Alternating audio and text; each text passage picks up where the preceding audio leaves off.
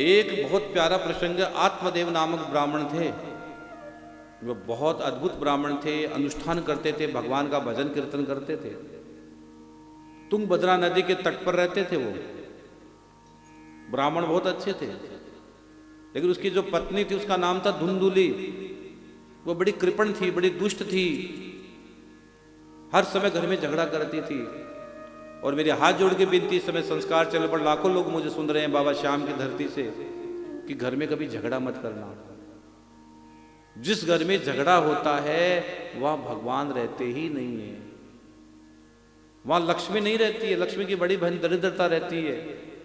लक्ष्मी कहती है मैं क्या करूंगी, यहाँ मेरी बड़ी बहन को भेज देती हूँ, क्योंकि जहाँ लक्ष्मी रह नहीं पाएगी। झगड़ा होगा तो वह कोई नहीं रुकेगा। मान लो सड़क पर बाहर निकलो, कोई झगड़ा होगा तो आप वहां रुकोगे क्या? आप भी चले जाओगे, हमें कोई मतलब नहीं है। अगर घर में झगड़ा होता हो तो भगवान आपके घर में कभी नहीं रुकते हैं, कभी नहीं रुकते। इसलिए कभी झगड़ा मत करना। तो पति पत्नी में बहुत झगड़ा होता था, हर समय वो दुष्टा थी, हर समय अपनी बात मनाने की कोशिश करती थी, बात बात में झगड़ा करती थी। और बहुत समय व्यतीत हो गया दोनों पति पत्नी के, यहाँ कोई संतान नहीं हुई। गृहस्थ जीवन में संतान नहीं होना ही भी एक बड़ी, लोग ताने मारते हैं भैया।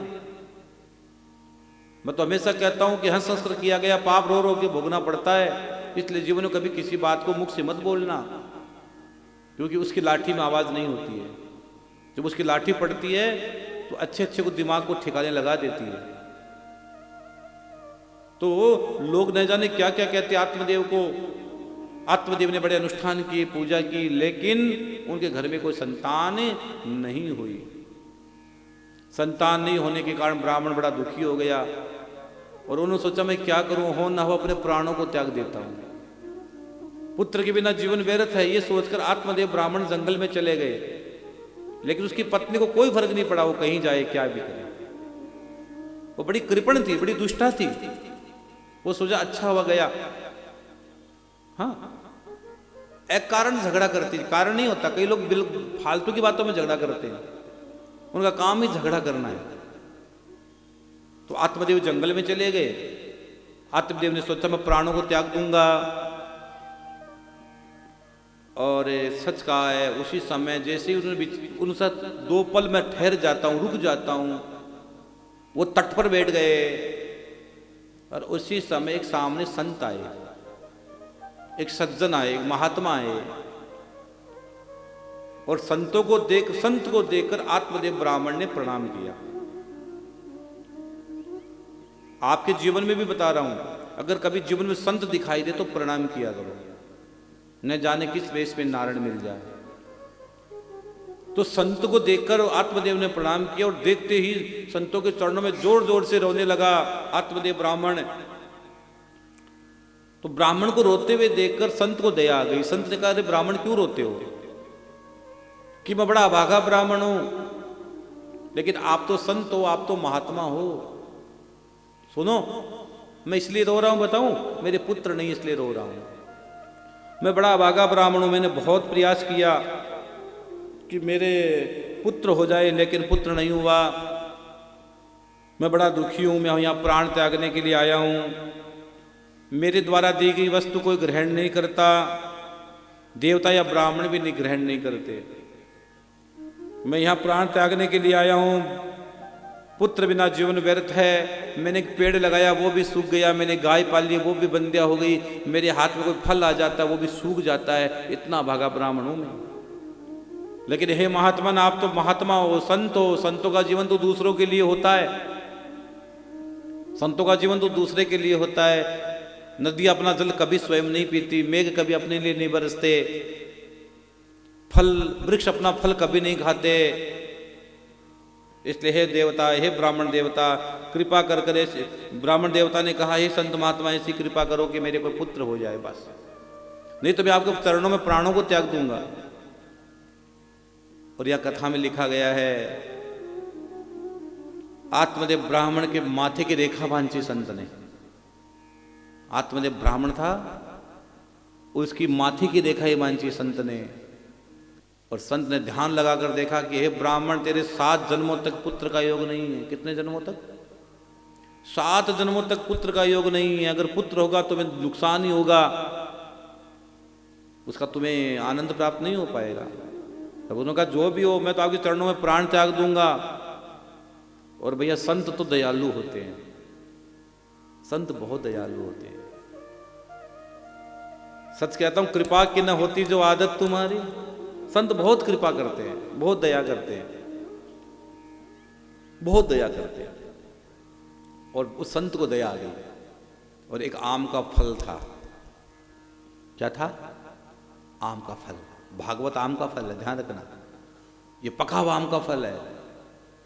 और आम का फल लिया और फल लेकर उसको कहा कि ले एक फल ले जा, मैं तुझे फल दे रहा हूं, तेरी पत्नी को खिला देना, तेरे घर में भी पुत्र हो जाएगा। यह देश की ऋषि, यह देश का गौरव, यह देश का सनातन, ये हमारी संस्कृति, हमारी विरासत, हमारा अध्यात्म, हमारी निष्ठा, हमारा समर्पण परमात्मा के प्रति। एक फल से परमात्मा कुछ भी कर सकता है। इसलिए पूजा में फल जरूर चढ़ाया करो, पूजा में फल जरूर चढ़ाया करो। और जैसा चढ़ाओगे वैसा मिलेगा, ध्यान रखना। ये सड़ा हुआ गला हुआ फल कभी भगवान को मत चढ़ाना। मेरे गुरुदेव कहते थे कि तैरना हो तो समुद्र में आओ, किनारों में क्या रखा है। तैरना हो तो समुद्र में आओ, किनारों में तैरने वाले तैराक नहीं बनते। आओ जी भरकर तैरो। और वो ब्राह्मण फल लेकर आ गया। अब यहां ध्यान से सुनना, वो फल लेकर तो आ गया, उसने आकर अपनी पत्नी से कहा, ले भाग्यवान सोने, फल लेकर आया हूं, तू फल खा ले, हमारे घर में पुत्र हो जाएगा। उसने सोचा, फल देकर ब्राह्मण बाहर चला गया। और धुंधुली ने कहा, मन में सोचा, अगर मैंने फल खा लिया, वो दुष्ट थी, वो दुष्टा थी, वो कृपण थी। उसने कहा कि अगर मैंने फल खा लिया, मैं गर्भवती हो गई मान लो, तो मैं घर में काम नहीं कर पाऊंगी, चलना उठना खाना पीना भी टेंशन आएगी, मैं काम नहीं कर पाऊंगी, भाग नहीं पाऊंगी, दौड़ नहीं पाऊंगी। अगर पीछे से मेरी ननदे आ गई, कोई घर का सामान उठाकर ले गई तो उसके मन में कुछ चक्कर चलने लगे, गलत गलत बातें चलने लगी, और उसने वो फल नहीं खाया। यही जीवन की सबसे बड़ी गलती उसने की। इस गलती का परिणाम भोगना पड़ेगा उसको। जीवन में कभी कभी अवसर आता है मेरे बहन भाई, उसका अगर आप सही समय पर सदुपयोग नहीं करोगे तो आप जीवन में बहुत पीछे चले जाओगे, बहुत पीछे चले जाओगे। जीवन में समय का सदुपयोग करोगे तो समय आपको पूज्य बना देगा, समय आपको बहुत आगे लेकर चला जाएगा। समय के साथ चलोगे तो समय तुम्हारे साथ चलेगा। समय को मत छोड़ो कभी। और ये धुंधुली की बहुत बड़ी गलती थी। जीवन में कभी प्रसाद का अनादर मत करना। प्रसाद का मतलब ही होती है प्रय, मतलब प्रभु, सा मतलब साक्षात, दय से दर्शन, जिसको पाकर भगवान की याद आ जाए और जिसको पाकर प्रभु का मिलन हो जाए, दर्शन हो जाए, यह प्रसाद। प्रभु मिलन कब होगा? प्रभु मिलन कब होगा?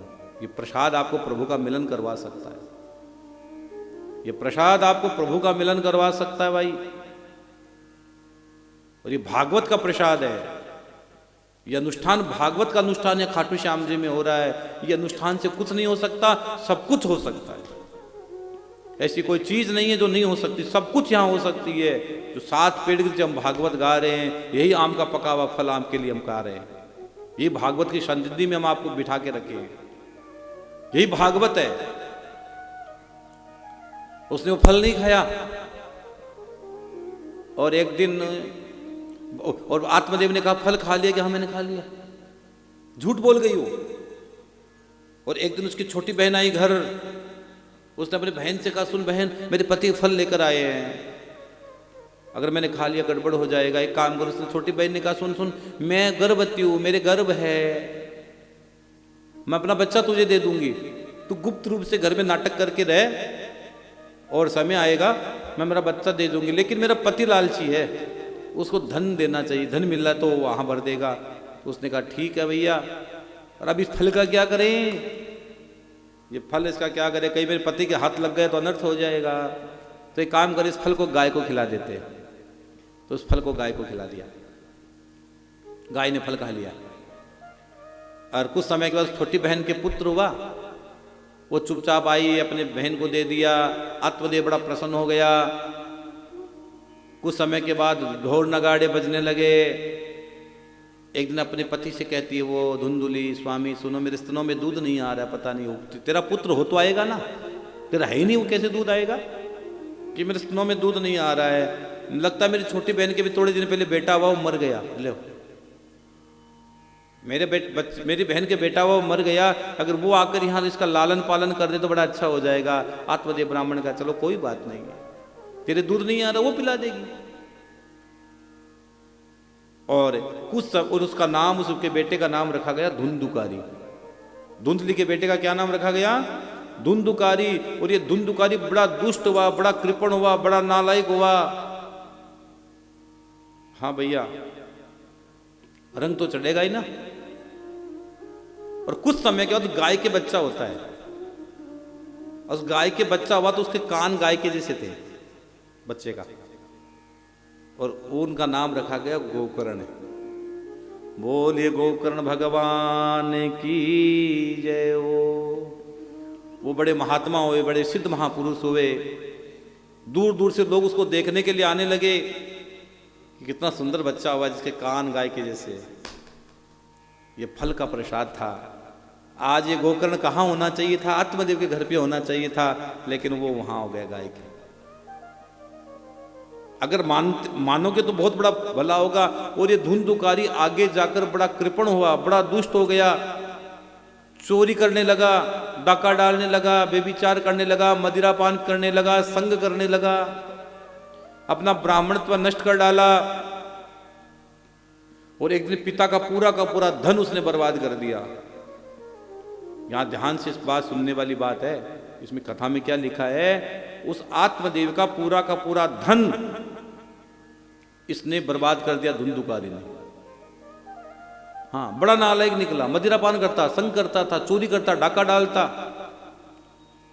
पूरा पिता का धन बर्बाद कर दिया। इसलिए मैंने कल आपको कथा में कहा था, अगर बेटा काबिल होगा तो कमा लेगा, अगर काबिल नहीं होगा ना तो मेरे बहन भाई कितना भी छोड़ के चले जाना, कितना भी छोड़ के, गाड़ा भर भर के छोड़ के चले जाना, फिर भी वो पैसा आपकी भी गति बिगाड़ेगा और बच्चे की गति बिगाड़ेगा। बच्चों को पैसे की जरूरत नहीं होती, बच्चों को संस्कार दो, बच्चों को अच्छी परवरिश दो, संस्कार दो, आपका बच्चा बहुत आगे चला जाएगा। और वो धन फिर आपको नरक लेके जाएगा। अगर आपने अपने हिस्से का धन अपने बेटे के नाम किया और उसने गलत तरीके से उस धन का यूज किया, मदिरा में, शराब में, गलत जगह लगाया, उससे गलत काम किए, तो वो धन मरने के बाद भी आपको नरक की यात्रा करवाएगा। क्योंकि भगवान ने कहा मैंने तेरे को दिया था। मैंने किसको दिया? मैंने तेरे को दिया था। तू दान करता, तू भोग लेता धन को, कोई बात नहीं था। तू कोई अनुष्ठान करवा लेता, तू कोई मंदिर बनवा देता, तू कोई सत्संग हॉल बनवा देता, तू कोई गौशाला खुलवा देता, तू कोई प्याऊ लगवा देता, तू कोई हॉस्पिटल खुलवा देता। हाँ, लेकिन तू तो वो किया नहीं। तू तो पुत्र के मुंह में फंस गया, मेरा बेटा, मेरा बेटा। इस दुनिया में कोई किसी का नहीं है। मैं आपको कई उदाहरण ऐसे बताऊंगा, आपके पैरों की जमीन खिसक जाएगी, आपके पैरों की जमीन खिसक जाएगी। मैंने पिछली बार कहा था एक दिन कि कई बेटे ऐसे होते हैं जो बाप उसको सब कुछ करता और मतलब शादी की, सब कुछ किया, और बाप जब मरता है ना तो वो अंतिम संस्कार में भी नहीं आता है। अभी एक परिवार था, मेरे से मिलने आया कि महाराज जी एक बेटा है, हमने कर्जा ले लेकर बच्चों को पढ़ाया, बच्चा एक बड़ी ड्यूटी पर लग गया, नौकरी लग गया, उसकी शादी कर दी, तो बच्चा दूसरी जगह बंबई शिफ्ट हो गया। और कुछ समय, और हम शिफ्ट होने के बाद उसके 2 बच्चे हुए, हमें फोन तक नहीं किया, हमें बताया तक नहीं। और जब उसको व्यापार में और व्यापार बड़ा डालना था तो एक दिन घर आया और घर आकर बोला कि पिताजी, माताजी, हम आपको मुंबई ले चलेंगे, काम करें, ये जो घर है ना, ये घर है, ये घर अपने किस काम का नहीं है, तो ये काम करते इस घर को बेच देते। तो उन्होंने अब गांव का घर बेच दिया और बेचने के बाद पैसा लेकर वो चला गया। माँ बाप को ये पता नहीं कि मेरा बेटा कहाँ चला गया। माँ बाप दर दर की ठोकर खा रहे हैं, माँ बाप दर दर की ठोकर खा रहे हैं। अब इधर उधर करके पता किया, फोन किया, तो बच्चे ने कह दिया हमें कोई मतलब नहीं आपसे, हमें कोई मतलब नहीं आपसे। जब उसका पिता शरीर शांत हुआ, पिता भगवान को प्यारा हुआ, तो गांव वालों ने, सब लोगों ने मिलकर, वो बर्तन मांजती है औरत, आज बर्तन मांज के अपना पेट पालती है, आदमी झाड़ू पोछा करके अपना पेट पालता है, और बेटा इतना धन कमाता है। इसके लिए थोड़ी बेटे को पैदा किया था यार, इसके लिए थोड़ी बेटा पैदा किया था, इसके ये दिन देखने के लिए। जब उसका पति भगवान को प्यारा हुआ, तो गांव वालों ने इधर उधर नंबर लेकर उसके बेटे को फोन किया कि तुम्हारा पिता का शरीर शांत हो गया है, तो एक बार कम से कम आ तो जाओ, उसको अग्नि तो दे दो। उन्होंने कहा आज के बाद मेरे को फोन मत करना, मेरा उनसे कोई रिश्ता नहीं है। एक बेटा इतना निष्ठुर हो सकता है यार, है जिसने पढ़ाया लिखाया, अपने पेट काट काट के तुझे यहां तक पहुंचाया, वो नहीं आया बेटा, वो बेटा नहीं आया। वो परिवार मेरे से जुड़ा हुआ है। जब मेरे पास खाटू आया तो मैंने कहा कोई बात नहीं मैया, उसका आदमी चला गया, मैंने कहा वो आपका बेटा नहीं है, लेकिन ये आपका बेटा बेटा है, टेंशन मत करो, सब होगा। तो आत्मदेव ब्राह्मण भागवत के 10वें स्कंद का पारायण करते करते भगवान को प्यारे हो गए, भगवान को प्यारे हो गए। हाँ, आत्मदेव 10वें स्कंद का पारायण करते करते भगवान को प्यारे हो गए। और उधर पिता के जंगल जाने के बाद उन्होंने अपनी माँ से कहा लाओ धन लाओ, धुंधली से कहा धन लाओ, तो धुंधली का मेरे पास धन नहीं। उसने अपनी माँ को पीटा, और जैसी करनी वैसी भरनी, जैसे करोगे वैसा भरोगे मेरे बहन भाई, आपको बचा नहीं सकता कोई। तो धुंधली को पीटा, तो धुंधली ने डर के मारे पता है क्या किया, कुएं में जाकर मर गई, वो आत्महत्या कर मर गई। ऐसे आदमी की ऐसी दुर्गति होती है। अगर आप किसी को परेशान करते हो, किसी को गलत चीजें आप किसी पर करते हो, गलत बात करते हो, तो गति आपकी नहीं हो सकती, गति तो बिगड़नी है आपकी। अगर आप सोचते हो आप किसी को दुखी देकर आप खुद सुख हो जाओगे, जिंदगी में ये भूल जाना कि आप सुख हो जाओगे, आप कभी सुखी नहीं हो सकते हो। तो धुंधली कुएं में गिरकर मर गई। अब धुंधुकारी को कोई कहने वाला नहीं था, उसने अपने पास 5 वेश्याएं रख ली, बेविचार करता, मदिरापान करता, चोरी करता, बहुत सारा धन रोज चुरा कर लाता। एक बार बहुत सारा धन चुरा कर लाया, ध्यान से सुनना भाई, तो बहुत सारा धन चुरा कर लाया। तो उन 500 वेश्याओं ने सोचा रोज चोरी करता है, ये तो एक दिन पकड़ा जाएगा, राजा इसको तो मार देगा, इसके साथ हम भी मारी जाएगी। हो ना हो आज रात को धुंधुकारी को ही निपटा देते हैं। तो सोते हुए धुंधुकारी के हाथ पैर बांधे, गला दबाया, पूरी प्रकार से उसको मारने का प्रयास किया, वो नहीं मरा। वो ताकतवर था वो, लेकिन फिर भी नहीं मरा।